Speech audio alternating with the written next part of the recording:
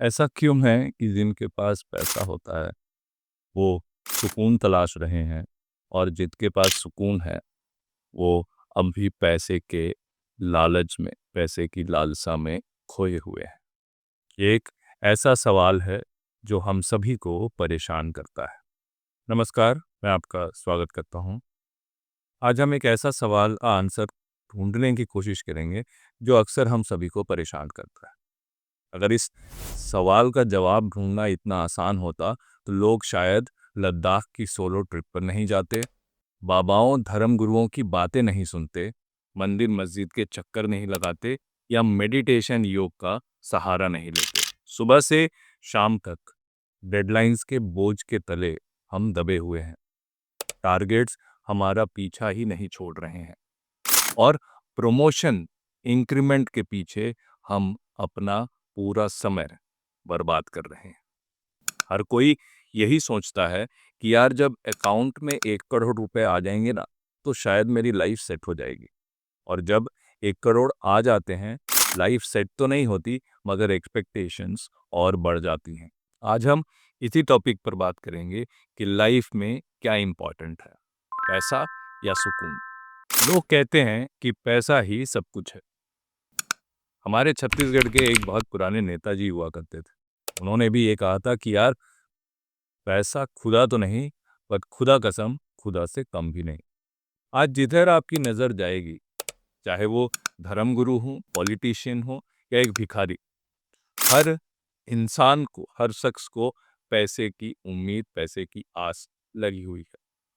Hypocrisy तो तब हो जाती है जब इन गद्दियों पर बैठे धर्मगुरु और धर्म प्रचारक, ऋषि, सो कॉल्ड संत हमें मोह और माया से दूर रहने की नसीहतें देते हैं।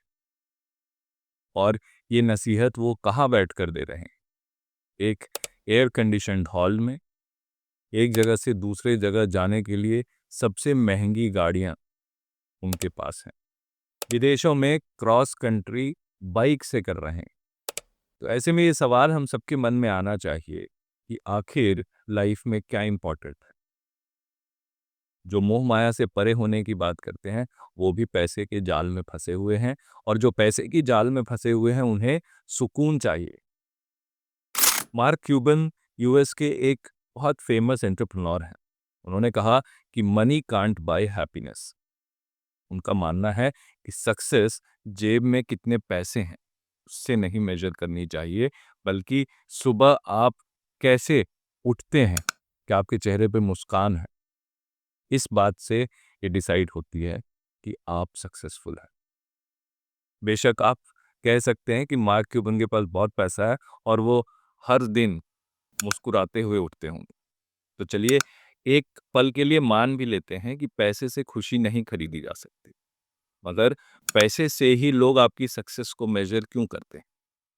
यही एक कॉन्ट्राडिक्शन है सोसाइटी में कि अक्सर हम ज्यादा पैसा को ज्यादा सक्सेस या हैप्पीनेस के बराबर तौलने लगते हैं, और ये एक ट्रैप बन जाता है जहां रियल हैप्पीनेस और सक्सेस के बीच गैप बढ़ता ही जाता है।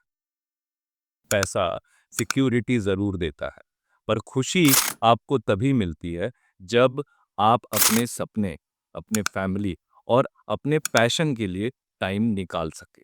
काम के साथ साथ आराम और ग्रोथ, इन तीनों के बीच बैलेंस का रखना बहुत जरूरी है। इंसान के मन में आखिर ये ज्यादा पाने की लालसा, ये ज्यादा पाने की इच्छा आखिर क्यों है? आजकल आप जिसे देखेंगे सब अपने सक्सेस के झंडे गाड़ रहे हैं। कोई नई रिस्पॉन्सिबिलिटीज की बात कर रहा है, किसी ने प्रमोशन अपनी शेयर की है, किसी ने नया सर्टिफिकेशन, डिग्री हासिल किया है, कोई नए घर गाड़ी की बधाई ले रहा है, तो कोई अपने नए बच्चे का डायपर पोस्ट कर रहा है। और इस शो ऑफ को स्पॉन्सर करने के लिए हम दिन रात पैसा कमाने की रेस में लगे हुए हैं। प्रमोशंस, इंक्रीमेंट, नई बिजनेस डील सब आ रही है, मगर ये रेस कभी खत्म होने का नाम ही नहीं ले रही है। ज्यादा पाने की इच्छा, ज्यादा वेल्थ, बड़ा promotion, bigger business deal, more profits, better returns, ये तब भी जारी रहते हैं जब हम ऑलरेडी एक कंफर्टेबल लेवल पर अपनी लाइफ जी रहे होते हैं उसे एंजॉय कर रहे होते हैं। पेन यूनिवर्सिटी के एक रिसर्च के मुताबिक पैसा खुशी तो देता है, लेकिन एक सर्टेन लेवल तक। उसके बाद हैप्पीनेस पर रिटर्न्स घटने लगते हैं और स्ट्रेस, टाइम की कमी और मेंटल इश्यूज जैसे प्रॉब्लम बढ़ने लगते हैं। ये एक ऐसा लूप बन जाता है जहां ज्यादा पाने के लिए आपको और ज्यादा मेहनत करनी पड़ती, और इस मेहनत के कारण हैप्पीनेस और कंफर्ट आपकी जिंदगी से कम होने लगते हैं। इंडिया में वर्क लाइफ बैलेंस एक सीरियस इशू है। एक सर्वे के मुताबिक 60% इंडियन प्रोफेशनल्स अपने वर्क लाइफ बैलेंस को एवरेज से पुअर के बीच में रेट करते हैं। Indian workers average 48 hours on a weekly basis काम करते हैं, जो ग्लोबल एवरेज से करीब 30% ज़्यादा है। इस 30% एक्स्ट्रा काम करने से स्ट्रेस, एंजाइटी और हेल्थ प्रॉब्लम्स बढ़ रहे हैं, और इसका असर भी हमारे ज़िंदगी में दिखने लगा। लगातार 9 घंटे 10 घंटे काम करने के बाद भी आपसे यह एक्सपेक्ट किया जाता है कि आप घर पर भी ईमेल्स और मीटिंग्स में पार्टिसिपेट करो। फैमिली, फ्रेंड्स और खुद के लिए टाइम नहीं मिलना एक कॉमन प्रॉब्लम हो गई, और इसका इम्पैक्ट आपके हेल्थ इश्यूज पर आता है, जैसे नींद नहीं आना, हेडेक, कांस्टेंट थकावट। कुल मिलाकर वीकेंड पर भी आपके ऊपर वर्क प्रेशर, यानी 24/7 आप सिर्फ काम कर रहे हो या काम के बारे में सोच रहे हो। तो इन बातों से क्लियर है कि हम ज्यादा दौड़ लगाकर अपनी हैप्पीनेस खो रहे हैं। सवाल ये है कि ज्यादा पैसा कमाना क्या इतनी इंपॉर्टेंस रखता है हमारे लाइफ में? क्या एक कंफर्टेबल रूटीन को छोड़कर सिर्फ बैंक बैलेंस बढ़ाना ही एक स्मार्ट मूव है? इंडिया में ओवरवर्क का ग्लोरिफिकेशन पिछले कुछ दशकों में बढ़ सा गया है। रिसेंटली एक इंडस्ट्रियलिस्ट ने यंग इंडियंस को संडे पर भी काम करने की एडवाइस दी थी। कुछ दिग्गज लोग 90 आवर वर्क वीक की बात भी करते हैं। कोई डर दिखा रहा है, कोई देश के नाम पर इमोशनल ब्लैकमेल कर रहा है। अगर ओल्डर जनरेशन्स की माने तो पर्सनल लाइफ और फैमिली कमिटमेंट को साइडलाइन करके अगर कोई अपने काम को कर रहा है तो वह अप्रिशिएबल है। एक सर्वे में पाया गया कि 8 से 9 घंटे वाली शिफ्ट में करीब 20% एम्प्लॉय ऐसे हैं जो सिर्फ 2.5 से 3.5 घंटे ही प्रोडक्टिव होते हैं। यानी लॉन्ग आवर्स प्रोडक्टिविटी और क्रिएटिविटी को हार्म करते हैं। ये एक पैराडॉक्स है कि ज्यादा वर्क आवर्स मतलब ज्यादा प्रोडक्टिव होना। ऐसा नहीं है। प्रोडक्टिव वर्सेस बिजी होने पर हमने एक वीडियो बनाया था जो आप देख सकते हैं। तो ये डेटा हमें ये बताता है कि जस्ट नंबर ऑफ आवर्स बढ़ाने से आउटपुट नहीं बढ़ता है, बल्कि इसके ठीक उल्टा बर्नआउट और इनएफिशिएंसीज बढ़ती हैं। ओल्डर जनरेशन के थॉट प्रोसेस से ठीक उल्टा है यंग जनरेशन का थॉट। स्पेशली जेन जी की प्रायोरिटीज आज सारे जनरेशन से टोटली डिफरेंट दिखती है। मिलेनियल्स और जेन जी ने कामयाबी का मतलब बदल दिया। इनके लिए बैंक बैलेंस से ज्यादा पर्पस, लर्निंग और लाइफ में बैलेंस मैटर करता है। एक सर्वे में पता चला कि सिर्फ 25% जेनजी लोग सैलरी के चक्कर में अपना जॉब स्विच कर रहे हैं, जबकि 75% करियर ग्रोथ और जॉब सेटिस्फैक्शन को तवज्जो देते हैं। 47% जेनजी कहते हैं कि वर्क लाइफ बैलेंस उनकी टॉप प्रायोरिटी है।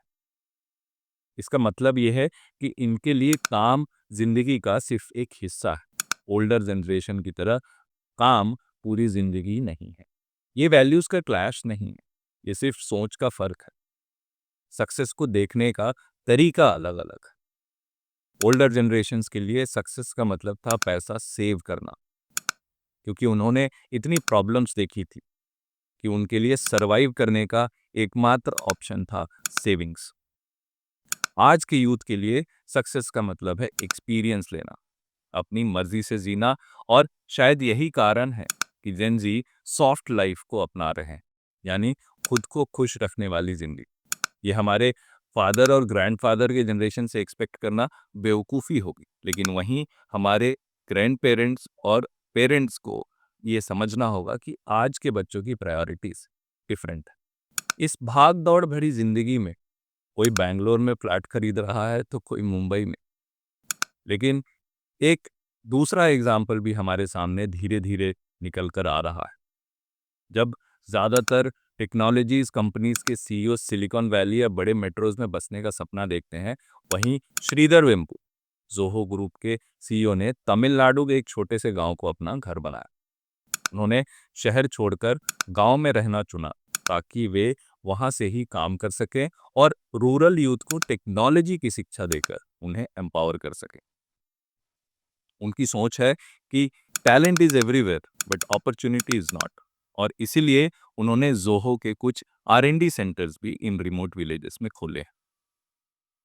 वेम्बू की जिंदगी हमें ये दिखाती है कि सादगी, कम्युनिटी सर्विस और रूटेड लाइफस्टाइल अपनाकर भी ग्लोबल सक्सेस हासिल किया जा सकता है, और शायद ज्यादा बैलेंस और सुकून के साथ।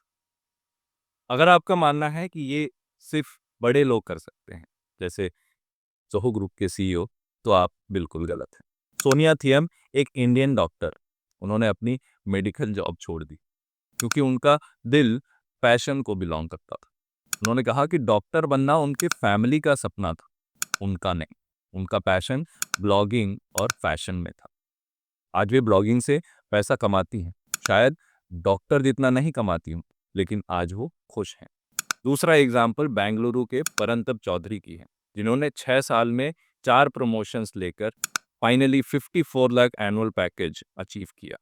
इतना हाई पेइंग जॉब होने के बावजूद उन्होंने इस जॉब को छोड़ दिया क्योंकि सेहत, फैमिली और सुकून उनके लिए ज़्यादा मायने रखने लगे।